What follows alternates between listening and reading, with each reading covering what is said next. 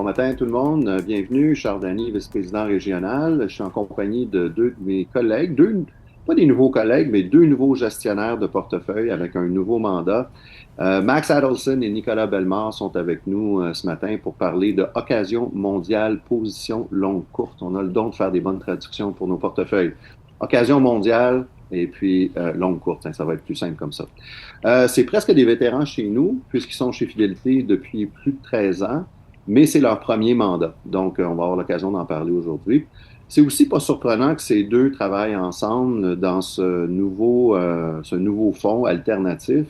Ils ont été à la même université, dans le même programme, gradués à peu près en même temps et sont rentrés chez Fidélité tous les deux en 2012. Donc, c'est des chums depuis longue date, même si ça remonte à l'université, d'où ils ont gradué à McGill à la fin, pas loin de 2012. Nouveau gestionnaire, nouveau mandat. C'est un mandat alternatif, comme je vous ai dit.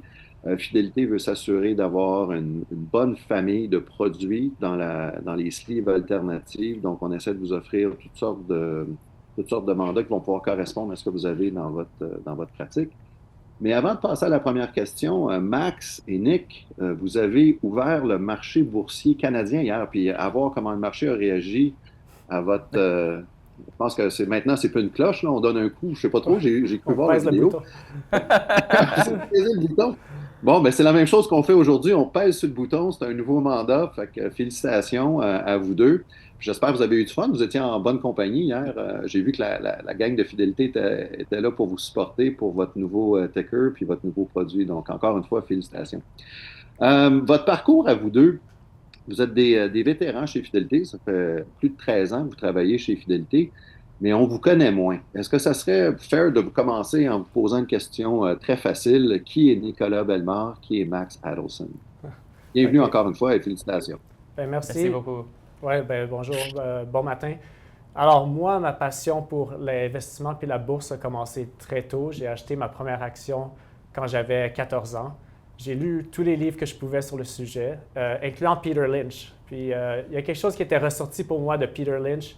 Il disait, essaie d'acheter une compagnie qui a une belle croissance, mais qui est dans une industrie très ennuyeuse. Alors, je l'ai pris au sérieux, puis j'ai trouvé une compagnie de réparation de carrosserie basée à Winnipeg, 100 millions de capitalisation boursière. J'ai même appelé le directeur des finances qui a pris, à ma grande surprise, il a pris mon appel, il a répondu à mes questions. Je pense qu'il était excité que quelqu'un s'intéresse à sa business. Mais bon, il a répondu à mes questions. J'ai vraiment aimé ce que j'ai entendu. Je l'ai acheté. Puis Charles, cette action-là a fini par être mon premier et mon seul jusqu'à maintenant 30 baggers. Alors, au cours d'une longue période, là, mais le titre s'est multiplié par 30 fois. Et bon, j'étais vraiment accro à partir de ce point-là. Ma quête pour trouver le prochain grand gagnant dans le marché boursier ne s'est jamais terminée. Et en cours de route, ça m'a amené aussi à McGill pour étudier la finance. Puis c'est là que j'ai rencontré Max. Et comme tu as dit, on a étudié là ensemble, puis on a même géré un fonds étudiant ensemble à McGill à l'époque. Et Max, toi, comment tu es arrivé à ce point-là? Oui, merci Nick. Quand il s'agit d'actions, il m'a fallu plus de temps que Nick pour m'y intéresser. Quand j'étais jeune, j'ai aimé suivre la météo et je suis allé à l'université pour devenir météorologue.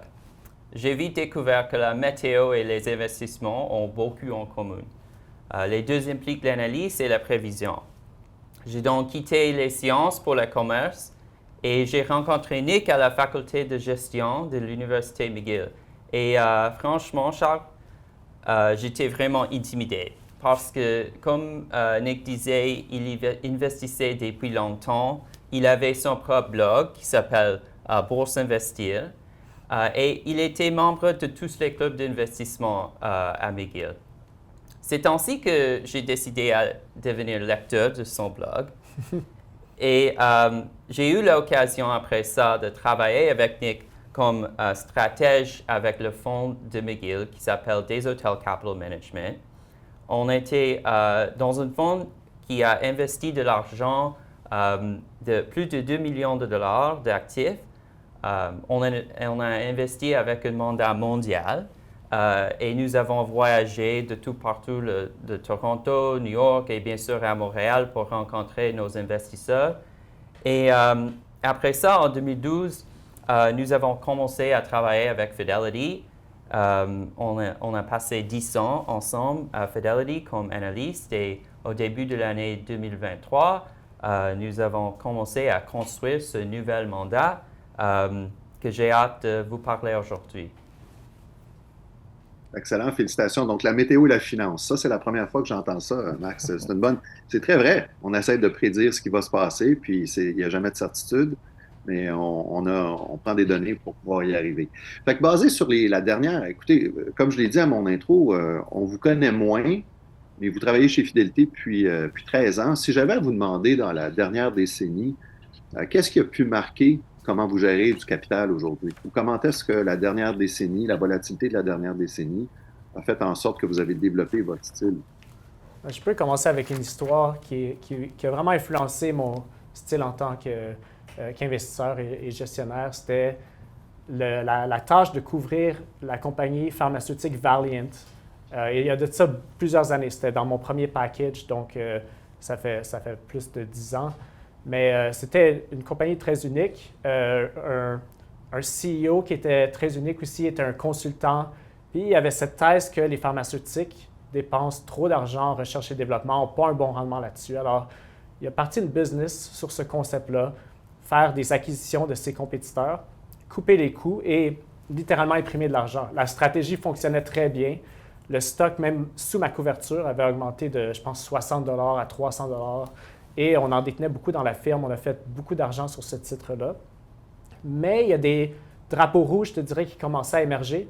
Le bilan s'alourdissait, les pratiques d'affaires devenaient de plus en plus agressives, puis la comptabilité devenait de plus en plus créative. Mais une chose que j'ai appris, Charles, c'est que quand une histoire a beaucoup de momentum, ça peut être très risqué d'essayer d'être le héros qui vend directement au sommet. Mieux vaut souvent attendre qu'une craque émerge dans l'histoire. Et ça, c'est arrivé avec Valeant quand un rapport est sorti, les accusait de fraude. Et je me rappelle cette soirée-là avoir passé des longues heures à lire des centaines de pages, appeler des pharmacies, parler au management, puis vraiment réaliser que oui, c'était le point où l'histoire avait vraiment craqué pour de bon. Et à ce moment-là, on a pivoté, on a vendu, puis on a fini par faire de l'argent des deux côtés. Mais c'était bien sûr, je le dis relax, mais c'était assez stressant comme point. Et ça m'a enseigné des leçons importantes. Les marchés peuvent toujours être surpris, les histoires changent, mais si on est vraiment aux aguets pour trouver ces surprises-là le plus tôt possible, et surtout si on a la flexibilité d'esprit pour changer notre perspective quand les faits changent, eh bien, on peut vraiment capitaliser des deux côtés. Puis c'est vraiment comme ça que Max et moi, on gère le capital aujourd'hui. On ne cherche pas juste une compagnie qui a une bonne croissance ou un stock qui est cheap. On veut vraiment trouver des places où le marché a tort, où le consensus est erroné, le narratif est erroné. Et vraiment, je pense que c'est comme ça qu'on peut faire des rendements supérieurs de façon constante dans le marché boursier. Alors, aujourd'hui, en tant que gestionnaire, on lit des centaines de notes et on recherche ces notes spéciales-là, ces points-là d'inflexion, où est-ce que notre ancienne version de nous-mêmes, quand on était analyste, trouve une nouvelle compagnie comme un nouveau Valeant qui est en train d'émerger, qui a un grand potentiel, ou un qui est pleinement joué, qui est maintenant une des plus grandes compagnies au Canada et soudainement l'histoire craque. Puis-je intervenir juste là parce que Nick était assis à côté de moi lorsque Valeant est passé d'une action parmi des autres jusqu'à l'obsession de tous les gestionnaires de notre bureau. Et imaginez, Charles, juste pour un instant ce que ça représentait pour quelqu'un avec seulement 1 ou 2 ans d'expérience. Pour ceux qui suivaient à l'époque, la controverse était palpable. Et j'ai appris durant cette période à quel point Nick gère bien la pression, comment il peut évaluer les deux côtés d'une controverse et comment il peut changer son avis quand les faits s'évoluent. Et ça, c'est vraiment important dans notre travail. Okay, bien, j'espère que vous allez bien les déterminer. Mais là, vous avez touché sur un aspect, c'est que vous avez le droit d'investir sur des... Le nom est très bon, là, long courte. Fait que vous avez le droit de shorter des stocks. On va en revenir un petit peu plus loin là, dans la structure du portefeuille. Nicolas, je me permets de te poser un follow-up question. Là. Valiant, à l'époque, je pense, c'était un des plus gros. On en parlera. Moi, c'est juste le contexte. C'était un des plus gros stocks sur le TSX, sinon le plus gros. Comme analyste, tu te réveilles le lendemain matin et là, tu parles aux gestionnaires de portefeuille pour les convaincre de ta nouvelle stratégie, de ta nouvelle pensée sur le stock. Comment ça s'est passé, ça? Ça devait être absolument chaotique. Ouais, c'était chaotique, mais la plupart n'avaient pas besoin d'être tellement convaincus parce que on avait mis les différentes pièces du puzzle ensemble, puis c'était clair que tout ce qui avait bâti dans les dernières années, puis vraiment les croyances que les gens avaient sur cette compagnie-là, soudainement, ne tenaient plus la route. Je ne vais pas rentrer dans les détails, mais c'était quand même un débat qui était actif. Il y avait un autre investisseur très prominent à l'époque qui, lui, défendait l'action, mais nous, on avait vu, je pense, un peu plus tôt que les autres que certains drivers de l'action de la compagnie n'étaient plus en place. Puis les gestionnaires, ça leur a pas pris beaucoup de temps à être convaincus. Et puis de passer à d'autres choses. Bon, vous gérez en équipe, vous êtes des partenaires de longue date, vous êtes, je vais prendre pour acquis que vous vous entendez bien, que vous êtes même des amis. Un fonds comme ça, quand on le gère à deux, est-ce que c'est moitié-moitié? Tu as ta liste de stock et puis Max a sa liste de stock ou est-ce que c'est un consensus conjoint? Comment faites-vous pour gérer de l'argent à deux? On travaille ensemble, mais en fait, on a 2 fois de temps pour examiner les pages de recherche de notre équipe mondiale. Est-ce que tu peux... Oui, exact. On travaille vraiment ensemble, comme Max a dit. Puis c'est une bonne question parce que, contrairement à plusieurs fonds qui sont co-gérés, on ne fait pas cette séparation des responsabilités par secteur où Max fait les longs, moi je fais les shorts ou même on travaille de notre côté puis on met ça ensemble après. On travaille vraiment sur toutes les idées ensemble. Il n'y a pas un stock qui va dans le portefeuille sans qu'un d'entre nous convainque l'autre que c'est une bonne idée, puis il n'y a pas un stock qui reste dans le portefeuille sans qu'on continue de convaincre l'autre que ça demeure une bonne idée. Puis la raison pour laquelle c'est si puissant, ça, Charles, c'est parce qu'on a des perspectives un peu différentes. Alors Max est un peu plus un investisseur de valeur. Il a vraiment un bon œil pour trouver des situations de redressement, des situations où est-ce que l'action est peut-être en baisse, mais les choses commencent à changer pour le mieux. Moi, je suis un peu plus un investisseur de croissance. Peut-être que j'ai été marqué par l'histoire que j'ai dit au début, mais de trouver un modèle d'affaires qui peut être répliqué à grande échelle avant que le reste du marché le trouve, c'est ce qui m'allume vraiment. Mais le fait qu'on ait ces perspectives différentes fait en sorte que quand on converge sur une idée, c'est généralement très puissant. Puis, Charles, peut-être pour te donner une idée comment ça fonctionne, je peux t'amener au 9e étage ici où on travaille côte à côte chaque jour. Il y a environ 1 an, Max arrive au bureau, me parle d'une compagnie d'éoliennes, alors de turbines éoliennes. Ma première réaction, c'est ça a l'air d'être un piège d'aubaine. C'est comme un value trap qu'on appelle. Où est-ce que oui, le stock il est très peu cher par rapport aux ventes qu'il génère, mais cette industrie a une histoire terrible de rendement. Et en plus, on entend le président américain chaque jour à quel point il n'aime pas les éoliennes comme source d'énergie. Alors, je demande à Max pourquoi cette action va fonctionner. Et il commence à me convaincre puis c'est des choses qu'il a trouvées avec bien sûr, l'aide de notre analyse de recherche, mais 4 ou 5 choses qui sont en train de changer. Les mauvais contrats sont en train de se dissiper, le prix est à la hausse, l'industrie se consolide, nouveau management qui amène une crédibilité à la comptabilité. Et surtout, le plus important, c'est qu'au bout du compte, ils produisent de l'électricité. Et l'électricité est en shortage en ce moment avec tout ce qu'on voit sur l'intelligence artificielle. Alors, il m'a convaincu que cette histoire de valeur pourrait avoir l'intérêt des investisseurs de croissance dans 1 ou 2 ans. Et bon, on l'a acheté, le stock a doublé. Et ça montre vraiment le pouvoir de se convaincre. Ce n'est pas une place dans le marché que j'aurais probablement trouvé cette idée. Et je ne sais pas si Max l'aurait fait une si grosse position sans le débat. Est-ce que ça a aidé ta conviction peut-être? Comment ça fonctionne pour toi, ce processus? Oui, c'est toujours comme Nick prend la perspective de croissance et je prends la perspective de valeur. Et si on peut checker le plus des boîtes, nous trouvons que souvent, on a la meilleure idée si ça va rouler bien pour nous deux. Nick, Tu viens de commenter comment nous changeons les idées quand les faits évoluent. Est-ce que tu peux partager un autre exemple comme le Liberation Day, comment on a réagi et comment on a discuté les idées pour changer le portefeuille pour bénéficier les investisseurs?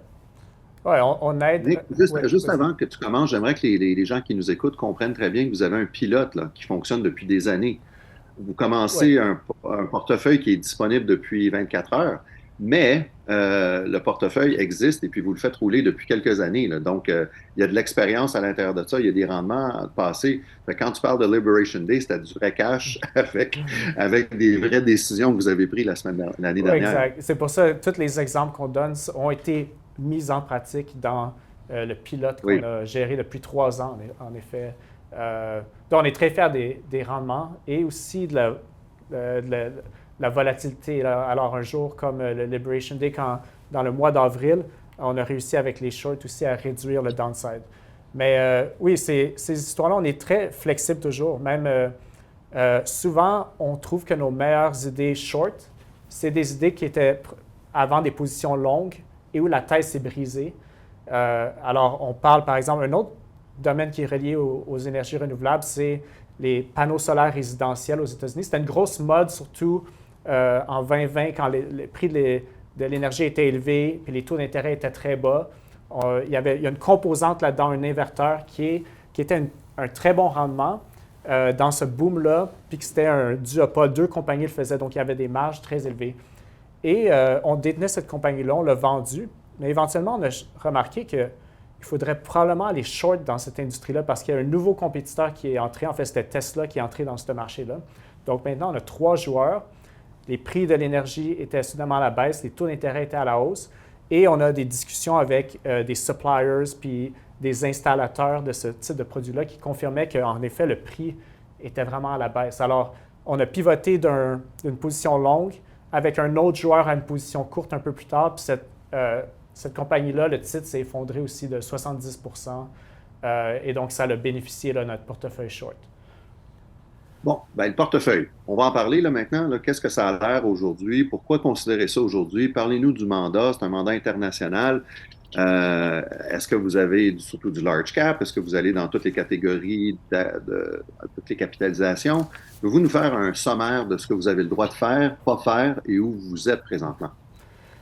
Oui, donc, premièrement, pour mettre en contexte, c'est une stratégie mondiale et aussi longue-courte, comme tu as dit.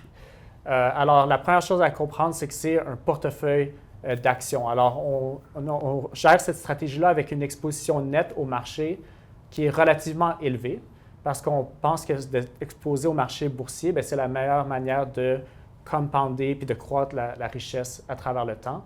Mais évidemment, on fait ça d'une manière qui est différente d'un fonds passif ou même d'un fonds traditionnel qui est long only parce qu'on peut non seulement bénéficier des actions qu'on aime, qu'on pense qu'ils vont monter, mais aussi en prenant des positions courtes de celles qui vont baisser. Et ça nous a aidé à générer des rendements additionnels. Par exemple, l'exemple de Valiant, dans le temps, on aurait pu vendre à découvert et non se capitaliser sur la chute.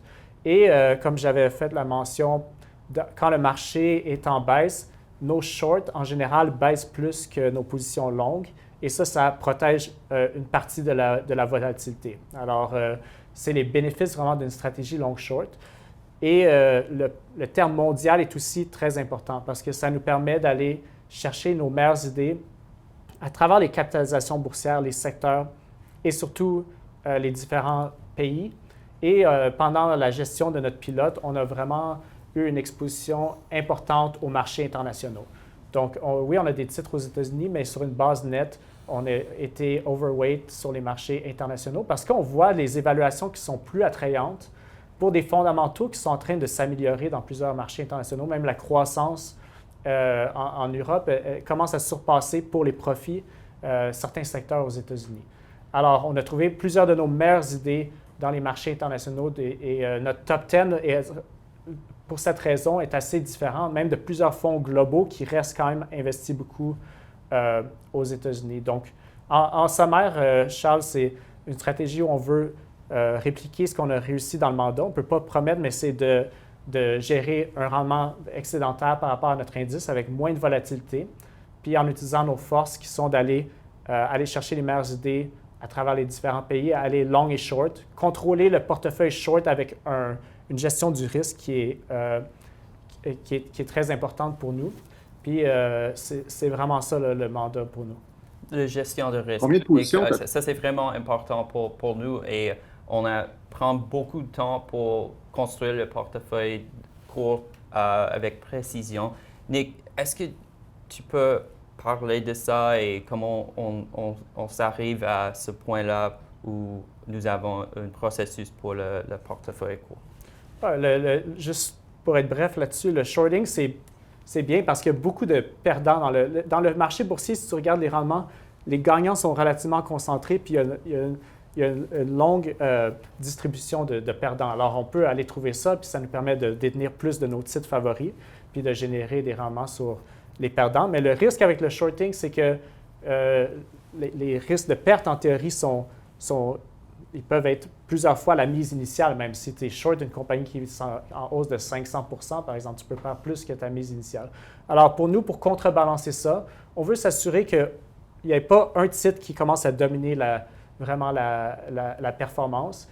Alors, si un titre commence à aller contre nous, surtout en position short, on va réduire la position pour la garder à une place assez constante, puis vraiment reviser notre thèse d'investissement. Et on veut plus avoir le fait on veut bénéficier du fait qu'en moyenne, on fait des très bons calls sur le short, mais on ne veut pas qu'un petit problème devienne un gros problème dans le portefeuille. C'est fair. Combien de positions au total vous avez dans le portefeuille? L'environ de 60 chaque côté. 60, Okay. Entre 60 et 70. OK, donc c'est assez concentré pour un portefeuille. En fait, c'est très concentré pour un portefeuille mondial. Oui, en effet. C'est vraiment on veut être concentré. Généralement, on l'a opéré autour de 130 % sur le côté long, puis 35 % je te dirais, sur le côté short. Mais ça peut varier un peu avec le temps selon les opportunités qu'on voit. Mais l'idée, oui, c'est d'aller vraiment chercher nos meilleures idées à travers le monde, puis de ne pas avoir plein de petites positions. On fait notre débat, comme j'ai discuté plus tôt, puis quand on peut converger sur une idée, en général, c'est puissant, puis on veut mettre une position qui va avoir un impact là, sur la performance. Un autre point, il faut dire qu'on est soutenu par l'équipe des analystes de tout partout dans le monde. On a plus de 100 analystes. Et Nick, est-ce que tu peux parler de nos conversations avec les analystes pour obtenir la conviction? Oui, bien, c'est avant même d'entrer dans un débat entre nous, on va souvent, par exemple, si je trouve une idée intéressante, avoir une conversation là, avec l'analyste pour tester la thèse, puis vraiment comprendre où est-ce qu'ils ont une perspective différenciée dans les prochaines années. Puis ça devient la base de notre thèse d'investissement. Il nous reste quelques minutes, le temps file. Il faut absolument parler des thèmes de votre portefeuille. On a une bonne idée de la structure, du nombre de stocks, exposition plus à l'international. Mais vos thèmes en 2026 pour le portefeuille, si vous aviez à faire quelques buckets, là, comme on dit en français, que les gens puissent se mettre... Ouais, c'est ça, pour que les gens puissent se faire une tête sur ce que vous faites. Oui, bien, 2026, je suis très enthousiaste pour les opportunités qu'on voit parce que on ne va pas se le cacher, c'est un très bon marché pour un mandat qui est flexible comme ça. Parce que dans les 10-15 dernières années, les investisseurs pouvaient faire très bien dans le marché boursier en allant vraiment juste avoir une exposition dans un petit coin peut-être. Si on dit les large cap américaines, en fait, on pouvait ignorer pas mal tout le reste puis avoir des très bons rendements. Mais on pense que le monde est en train de changer, les marchés s'élargissent, il y a des nouveaux gagnants et perdants plus rapidement. Ça, c'est un environnement idéal pour une stratégie flexible comme la nôtre. Alors, certaines choses qu'on regarde, c'est vraiment une continuation des mêmes thématiques qu'on a exploitées dans les dernières années. Alors, si on parle de l'intelligence artificielle, on continue à avoir des investissements très importants dans les centres de données, puis l'électricité qui est requise pour ça, puis les puces. Et pour nous suivre ce thème-là, ça nous a amené partout dans le monde. Ce qu'on peut faire, c'est qu'on a commencé, par exemple, en Europe, quand je parlais des turbines d'énergie solaire, mais même avant ça, on avait trouvé une compagnie de turbines de centrale au gaz qui, elle, s'est multipliée par 5 fois depuis qu'on l'a acheté. Et bon, fait que notre plus grand gagnant de l'intelligence artificielle, c'est une compagnie européenne qui n'est même pas dans le secteur de la technologie. Alors, on peut continuer à suivre ces thématiques-là. Maintenant, quand on regarde l'électricité, ça continue d'être en demande. Puis maintenant, on regarde plus du côté solaire et batterie. Ça nous amène maintenant plus de l'Europe vers les États-Unis et l'Asie. On voit aussi beaucoup d'influence sur le marché de la démondialisation. Alors, Max avait parlé du jour de la libération qui était vraiment un point marquant. Je m'en rappelle parce que c'était ma fête le 2 avril 2025, mais je n'ai pas pu trop célébrer parce qu'on cherchait où sont les opportunités dans le marché par rapport à ça. Puis ça nous a amené à toutes sortes d'endroits dans le monde. Par exemple, les terres rares. C'était un marché qui était... premièrement, ce ne sont pas rares, les terres rares, mais ce qui est rare, c'est le raffinage en dehors de la Chine. Alors, la Chine a complètement dominé cette industrie-là. C'était une industrie qui était oversupplied, du mauvais pricing, mais soudainement, ça devient un jeton très important dans la négociation entre la Chine et les États-Unis. Et tout le monde qui a une capacité en dehors de la Chine a une valeur beaucoup plus importante. Donc, ça nous a amené en Australie pour trouver une mine, mais ça nous a amené aussi sur le côté short pour des compagnies qui vendent du café, par exemple. Des compagnies américaines qui vendent du café en Chine, ce n'est pas un aussi bon environnement pour ça. Puis, on change notre vue. Je pense que pour l'intelligence artificielle, ce qui va évoluer, on va continuer à regarder les bottlenecks, mais je pense que c'est des compagnies dans des industries traditionnelles qui commencent à appliquer la technologie puis voient des résultats. Je pense que le marché va avoir un engouement pour ça. Et du côté même court, on a chaque changement de technologie a des perdants. Alors, quand la voiture est arrivée, les calèches à chevaux n'étaient plus aussi intéressants. Alors, ça aurait pu être un bon short si on opérait à ce temps-là. Mais là, on regarde pour l'intelligence artificielle. Peut-être une minute là-dessus, Max. Où est-ce que tu vois les opportunités? Oui, mais hier, Nick et moi, nous avons parlé des gagnants et les perdants de l'intelligence artificielle. Et on a vu beaucoup de choses juste depuis de l'année. Mais Nick, est-ce que tu peux nous montrer comment on fait la discussion, la conversation et trouver les meilleures idées entre le travail que nous faisons? On débat toujours les idées, puis on essaie de vraiment converger sur où est-ce qu'on a une vue la plus différenciée du marché, puis qui a un potentiel de vraiment être payé si cette vue-là se développe. Donc, ça nous a amené... Il y a des titres dans le secteur des services de l'information qu'on détenait il y a 2 ans, puis maintenant, on est short. Alors, on amène cette flexibilité d'esprit, puis je ne veux pas donner l'impression que c'est juste des choses dans l'intelligence artificielle. On a un mandat très diversifié dans toutes sortes de secteurs plus traditionnels aussi. Mais c'est juste un exemple intéressant de comment la flexibilité du mandat nous a amenés à travers différents pays, puis à jouer ça du côté long et court, parce que c'est tellement un sujet qui est riche puis en évolution. Merci d'avoir écouté cette balado-diffusion Dialogue Fidélité. Si ce n'est pas déjà fait, abonnez-vous à Dialogue Fidélité sur la plateforme de balado-diffusion de votre choix. Et si vous aimez ce que vous entendez, laissez un commentaire ou une note de 5 étoiles. Pour plus de renseignements sur les web-émissions en direct à venir, veuillez consulter fidélité.ca. N'oubliez pas de suivre Fidélité Canada sur LinkedIn, YouTube et Instagram et de vous abonner au Dialogue Fidélité sur votre plateforme de balado-diffusion préférée. Nous conclurons la balado-diffusion d'aujourd'hui par une note légale. Les opinions exprimées dans cette balado-diffusion sont celles des participants. Elles ne reflètent pas nécessairement le point de vue de Fidélité Investissement Canada SRI ou de ses sociétés affiliées. Cette balado-diffusion est fournie à titre d'information seulement et ne doit pas être interprétée comme des conseils en placement ou des conseils d'ordre juridique ou fiscal. Elle ne constitue pas une offre d'achat ou de vente et Fidélité n'appuie, ne recommande ou ne parraine aucun des titres ou des entités mentionnés. Veuillez lire le prospectus d'un fonds avant d'investir.